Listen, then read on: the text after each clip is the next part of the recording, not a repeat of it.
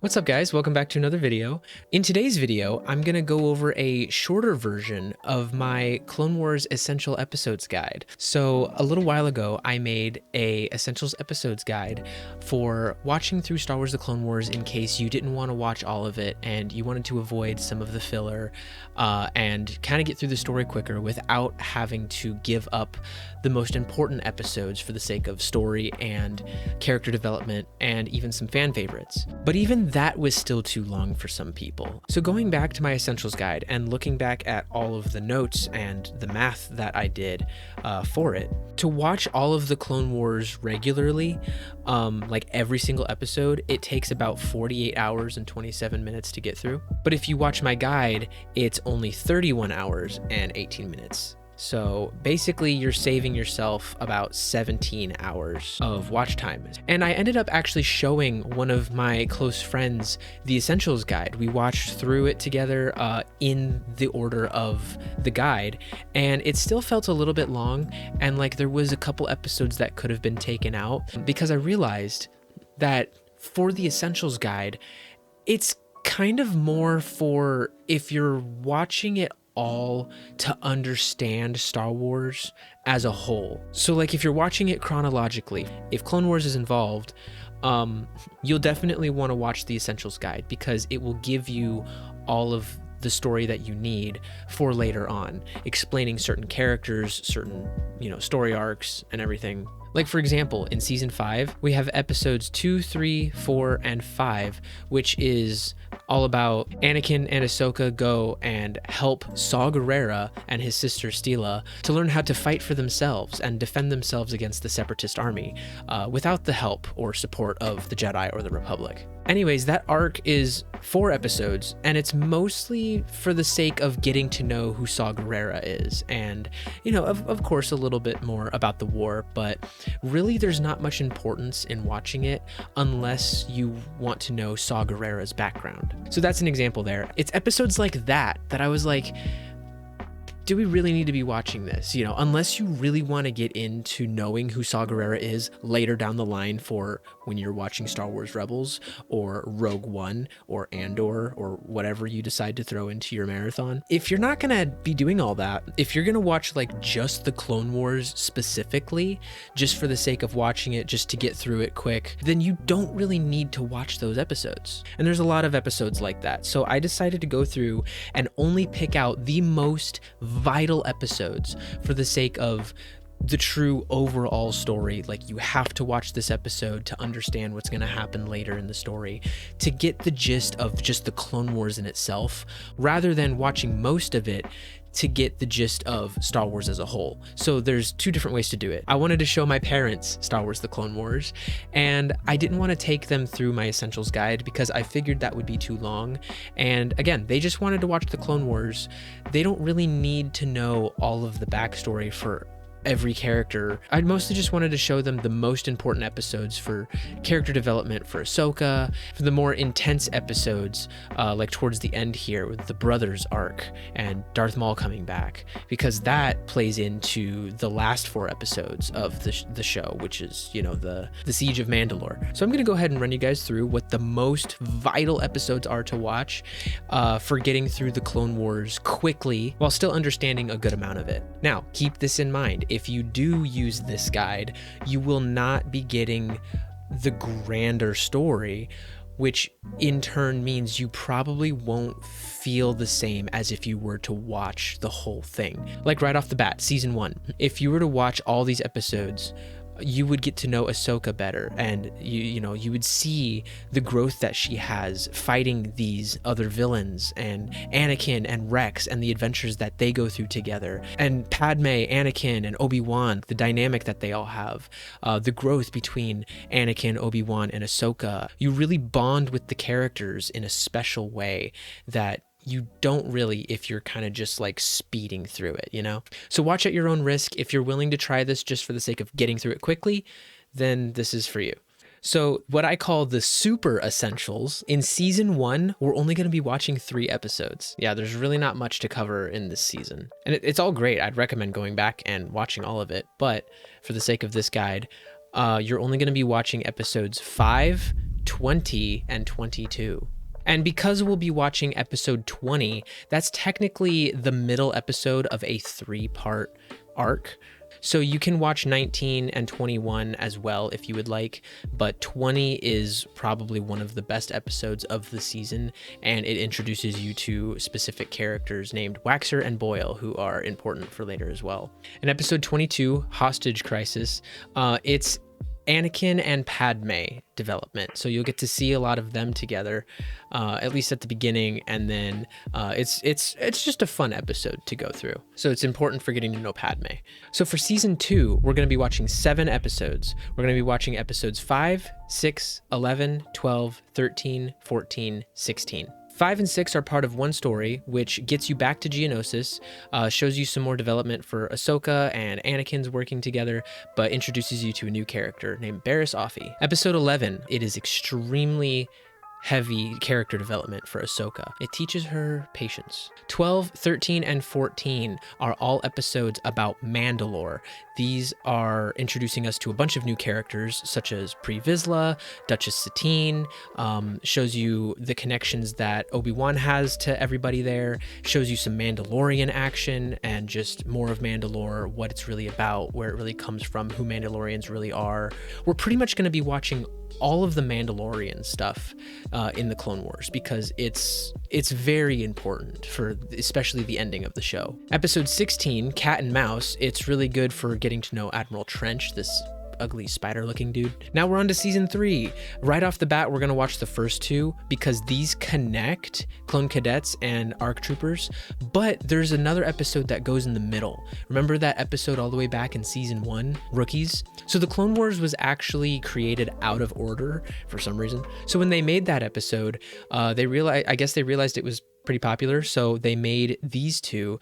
This is the prequel, so this technically comes first in the story, then it's Rookies, then ARC Troopers. If you really want to, you could watch them in that order, but the animation is going to be a little bit different, and I mean, it's just fun to watch it, how it came out, and watch the original Rookies story early on, but that's up to you, however you want to do that, if you want to watch that one first, or wait to watch it in between these 2. So that's your choice. Either way, you're getting the story. So in season 3, we're going to be watching 13 episodes. Yeah, this is the biggest season yet, but trust me, these are all important and very good. I've already explained the first 2. These are Mandalore episodes technically, but they're kind of boring and not necessarily vital, so we're probably going to go ahead and skip these.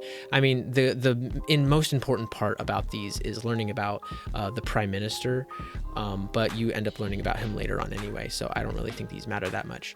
So we're just going to watch from episode 10 all the way in order up till episode 20. 10 and 11 is a 2-parter, so this is where some changes happen in the Clone Wars. You get to see some new outfits on some new people, which is really cool, but also you get to see the introduction to some new characters, and you get to see Padme go over to the Separatist side to try and make peace between the Separatists and the Republic.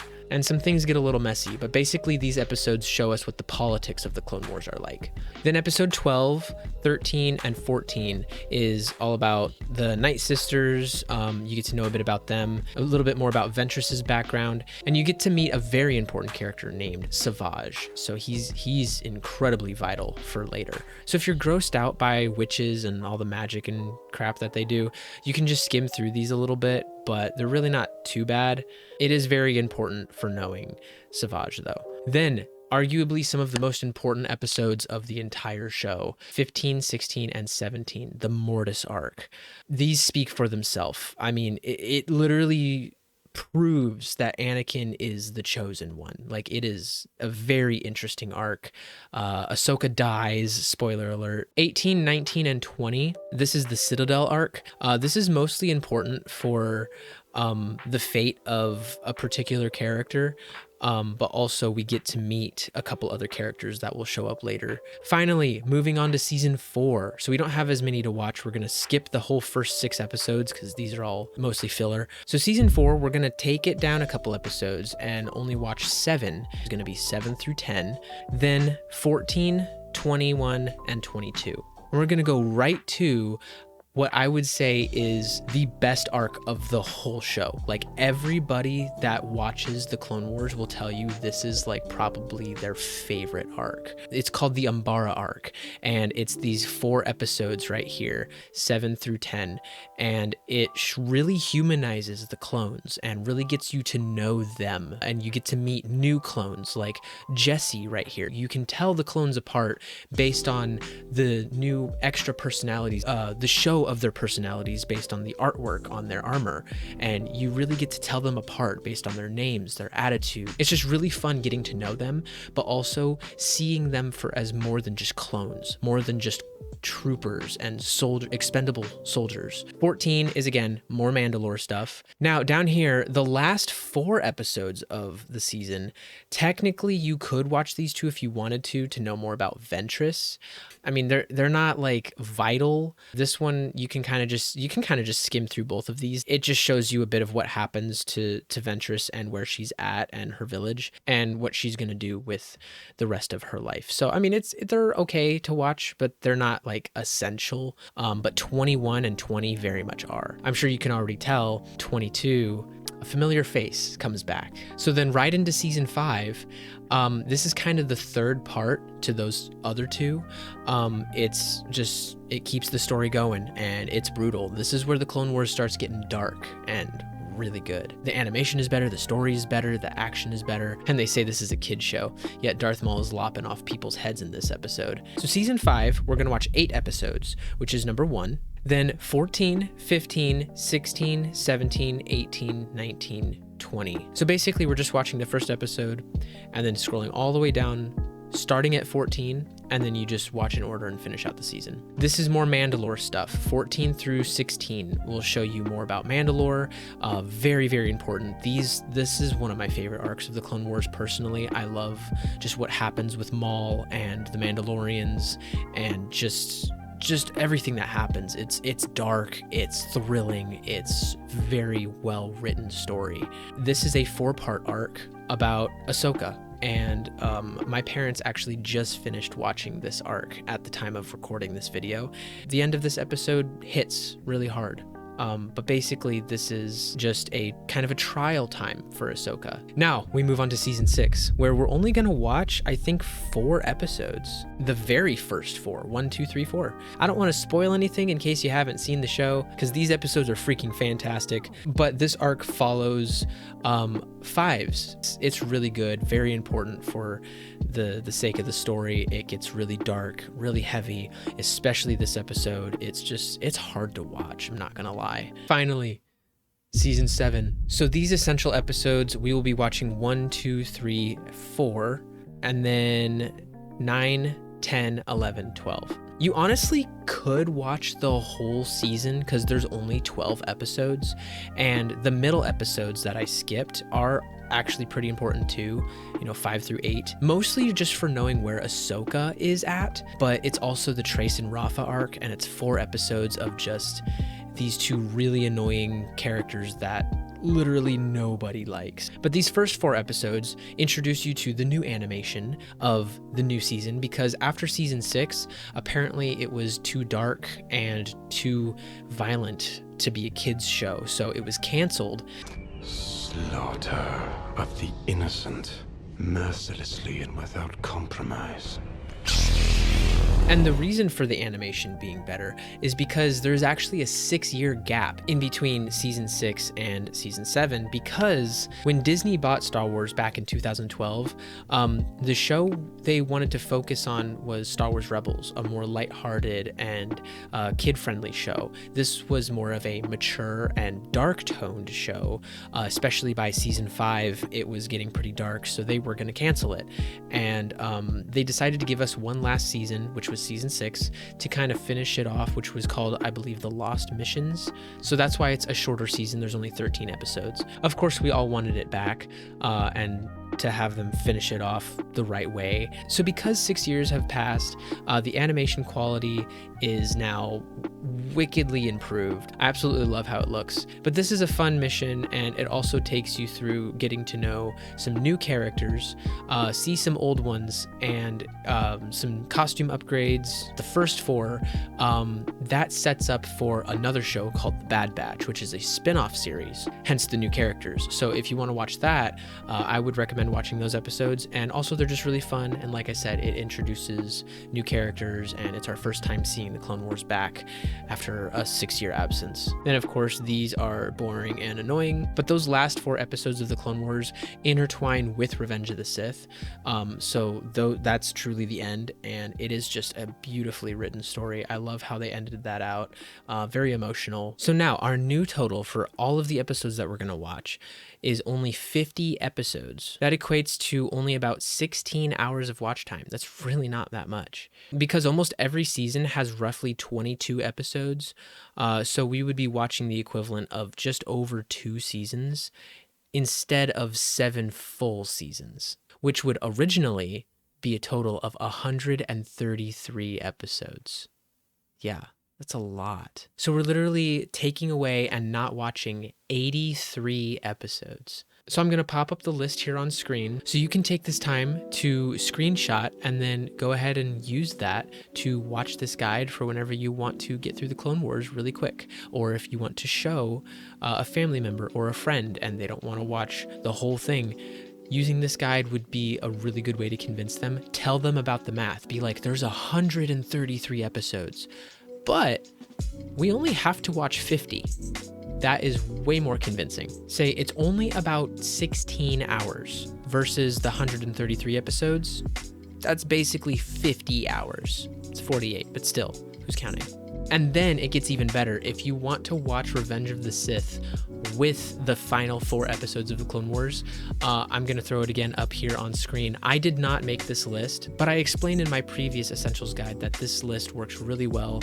Another YouTuber made this, and he did such a good job piecing everything together, and it fits really, really good. So you just open up 2 tabs and then switch back and forth between them as you're watching. But you can use that to watch Revenge of the Sith with the last 4, and it's great because it's basically like a 4-hour movie almost. So I hope this helped. I hope this gets you excited to watch the Clone Wars again. It is my personal favorite show, so I just want to help as many people out there to see it that haven't seen it yet and are thinking about it. Or even if you're not thinking about it, you should try watching it because it's not just a kids show, even though it's animated. A lot of people think that just because it's an animated show means, oh, it's just for kids. Yeah, the animation is pretty rough in the first couple seasons, but that's why we're getting through it quickly in this guide. The longer you watch, the better the animation gets, the darker it gets, the closer to Revenge of the Sith it gets, and it's really, really cool. So if you're a prequels fan, you will very much appreciate this show. So just give it a chance. It's only 50 episodes. Then if you like it, you can go back and watch the rest. If you don't like it, you only wasted 16 hours of your life instead of 48. Well, thank you guys for watching. I hope this helped and that you got something out of it. So please give it a thumbs up because these videos take a long time to make. So I really appreciate that. So thank you for all of your support, and I hope that you guys have a great rest of your day. May the Force be with you.